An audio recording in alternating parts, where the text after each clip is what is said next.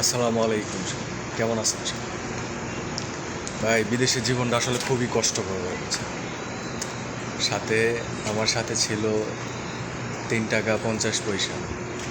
তো এই যে 2 টাকা দিয়ে একটা জুস নিলাম, আর 1 টাকার আঙ্গুর ফল নিলাম, আর এই যে 50 পয়সা আমার কাছে আছে। ভাই, বিদেশের জীবনটা আসলে খুবই সহজ, আবার খুবই কঠিন। আচ্ছা, তো এই যে আঙ্গুর দেখেন, 1 টাকার আঙ্গুর দেখছেন, 1 টাকার আঙ্গুর। তো আর জুসটা খুব ভালো, জুসটাও খাওয়া যায়। এটা খুব ভালো একটা জুস, এটা ম্যাঙ্গো জুস, ম্যাঙ্গো।